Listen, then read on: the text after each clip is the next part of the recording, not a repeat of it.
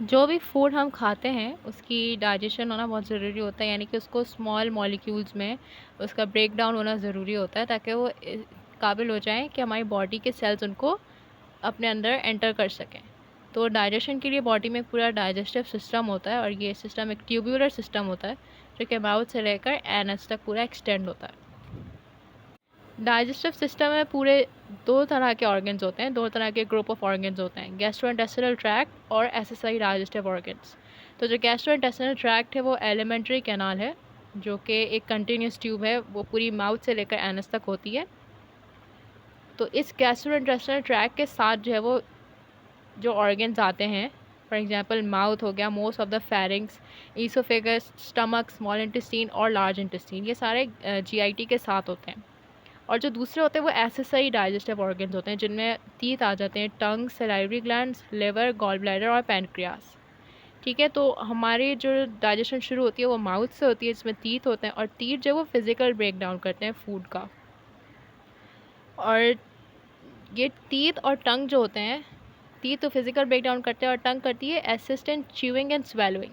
तो टीथ और टंग के अलावा बाकी जो दूसरे एक्सेसरी डाइजेस्टिव ऑर्गन्स हैं वो कभी भी फूड से डायरेक्ट कांटेक्ट में नहीं आते। मतलब जैसे कि हमारे सलाइवरी ग्लैंड्स हैं, लिवर है, गॉल ब्लैडर है, पैनक्रियाज है, तो ये फूड से डायरेक्ट कांटेक्ट में नहीं आते। इनकी सिक्रीशंस होती हैं, इनके फ्लूइड्स होते हैं जो कि डाइजेशन में हेल्प करते हैं। सही। तो फिर मस्कुलर कंट्रैक्शंस होती हैं जीआईटी के वॉल में, यानी कि गैस्ट्रोइंटेस्टिनल ट्रैक्ट में। तो वो फिज़िकली ब्रेक डाउन करती हैं फूड को, उसको चर्न करती हैं और फिर उसको प्रोपेल करती हैं downwards along the tract. Oesophagus से फिर वो प्रोपेल होते होते होते होते पूरा पूरा एनस तक पहुंच जाता है। तो पूरा जो ओवरऑल डाइजेस्टिव सिस्टम है उसके 6 बेसिक प्रोसेसेस होते हैं।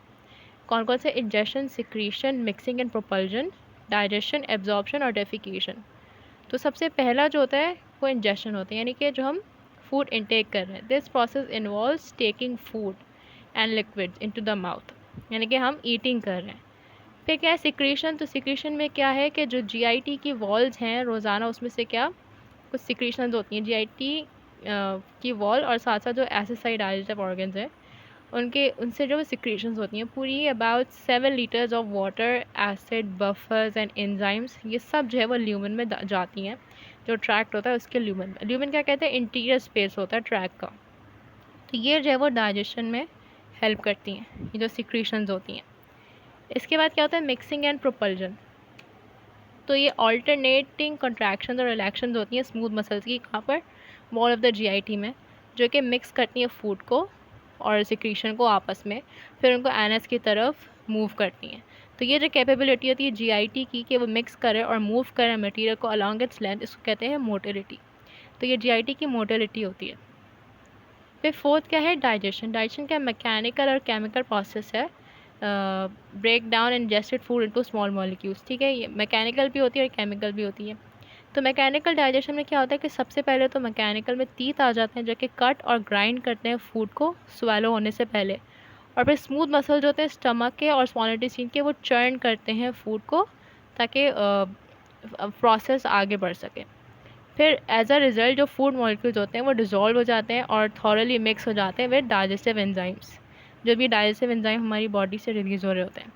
केमिकल डाइजेशन में क्या होता है कि लार्ज कार्बोहाइड्रेट या लिपिड, प्रोटीन और न्यूक्लिक एसिड मॉलिक्यूल्स होते हैं फूड के अंदर, वो स्प्लिट हो जाते हैं, वो टूट जाते हैं स्मॉलर मॉलिक्यूल्स में बाय हाइड्रोलाइसिस। तो जो डाइजेस्टिव एंजाइम्स होते हैं produce by the salivary glands, tongue, stomach, pancreas और स्मॉल इंटेस्टीन से, वो कैटालाइज करते हैं इन catabolic reactions. A few substance जो फूड में होते हैं can be absorb without chemical digestion. कुछ ऐसे भी होते हैं जिनको केमिकल डाइजेशन की ज़रूरत नहीं होती, वो ऐसे ही अब्जॉर्ब हो जाते हैं। वो उनमें क्या होता है? वाइटामिन होते हैं, आयन्स होते हैं, कोलेस्ट्रॉल होता है और वाटर होता है। फिफ्थ क्या होता है? एब्जॉर्प्शन। एब्जॉर्प्शन क्या है? एंट्रेंस है इंजेस्टेड और सिक्रेटेड जो फ्लूइड्स होते हैं, आयन्स होते हैं और जो दूसरे प्रोडक्ट ऑफ डाइजेशन होते हैं, किसमें? एपिथेलियल सेल लाइनिंग्स में, जो ल्यूमेन में होते हैं of the GIT, lining the lumen of the GIT. तो ये सारे जो इंजेस्टेड जो हमारा फूड होता है, सिक्रेटेड फ्लूइड्स होते हैं, आयन्स होते हैं और डाइजेशन के जो भी प्रोडक्ट होता है, वो एंट्रेंस होती है किसमें? एपिथेलियल सेल्स में, जो कि लाइन करते हैं ल्यूमेन को ऑफ द जीआईटी। तो इसको कहते हैं एब्जॉर्प्शन। तो जो एब्जॉर्ब सब्सटेंसेस होते हैं वो ब्लड में पास होते हैं या फिर लिम्फ में और सर्कुलेट होते हैं पूरे सेल्स में through out the body. Defecation क्या 6 है, और डेफिकेशन का तो जो वेस्ट या इनडाइजेस्टेबल सब्सटेंस होता है, बैक्टीरिया सेल्स जो कि लाइनिंग ऑफ द जीआईटी से उसको स्लो ऑफ करते हैं, और डाइजेस्टेड मटेरियल्स जो होते हैं जो कि एब्जॉर्ब नहीं होते अपनी पूरी जर्नी में through the digestive tract, leave the body through the anus. ठीक है, तो इस प्रोसेस को डेफिकेशन कहते हैं। तो जो एलिमिनेटेड मटेरियल होता है उसको फीसेस कहते हैं, यहाँ पर स्टूल।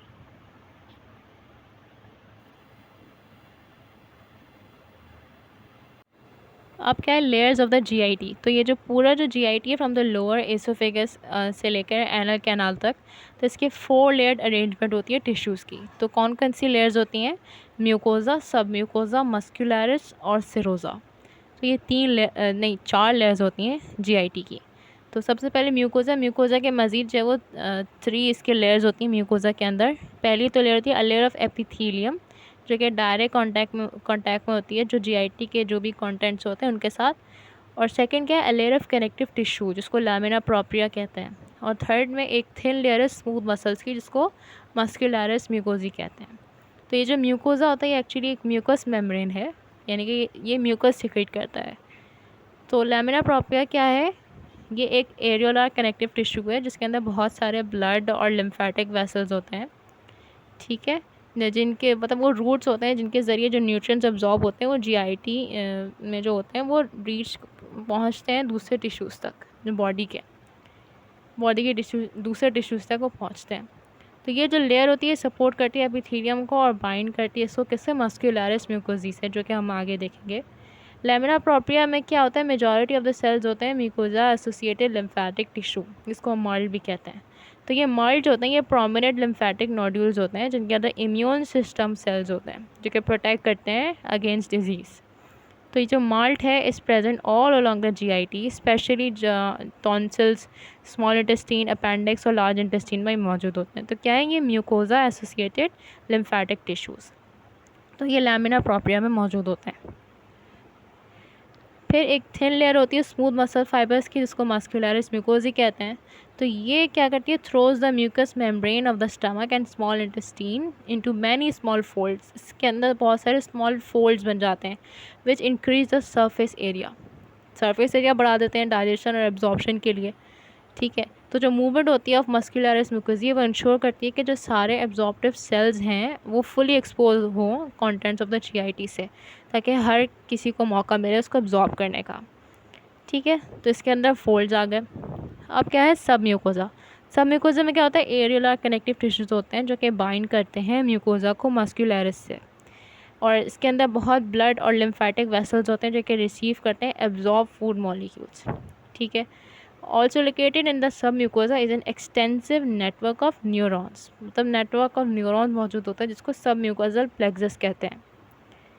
सब म्यूकोजा जो है वो में also contain glands and lymphatic tissues.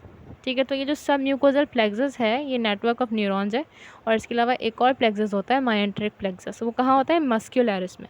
तो ये muscularis of the mouth, pharynx and superior and middle part of the oesophagus, इनके अंदर क्या होता है? स्केलेटल मसल्स होता है, यानी कि ये क्या होते हैं? वॉलंटरी होते हैं या जो हमारे अपने कंट्रोल में होते हैं। तो ये इस तक जो है वो स्वेलिंग वॉलंटरी होती है, यानी कि हम अपने मर्ज़ी से उसको स्वेलो कर सकते हैं। तो जो स्केलेटल मसल्स होते हैं वो also form external anal sphincter, जहाँ से which permits voluntary control of defecation. ठीक है ना, तो एक्सटर्नल एनल स्फिंक्टर में भी ये वॉलंटरी मसल्स होते हैं, स्केलेटल मसल्स। तो throughout the rest of the GIT जो कि मस्कुलरिस होता है उसमें स्मूथ मसल्स होते हैं, बाकी में जो कि जनरली फाउंड इन 2 शीट्स। एक इनर शीट होती है सर्कुलर फाइबर्स की और एक आउटर शीट होती है लॉन्गिट्यूडनल फाइबर्स की। इनवॉलंटरी कॉन्ट्रैक्शन जो होती है स्मूथ मसल्स की वो हेल्प ब्रेक डाउन फूड, ठीक है, जो और मिक्स करती हैं उसको डाइजेस्टिव सिक्रीशन से और प्रोपेल करती हैं अलॉन्ग द ट्रैक, जो कि जीआईटी का मेन फंक्शन होता है। इन दोनों लेयर्स के बीच में there is a second plexus of neurons, myenteric plexus, जो कि हमने अभी देखा था। तो 2 तरह के प्लेक्सस हो गए। फिर आती है चौथी लेयर सिरोजा। तो ये पोर्शंस होते हैं जीआईटी के that are suspended in the abdominal cavity, have a superficial layer called the serosa. मतलब कि जो एब्डोमिनल कैविटी में मौजूद होते हैं उनके अंदर एक सुपरफिशियल लेयर होती है जिसको सिरोजा कहते हैं।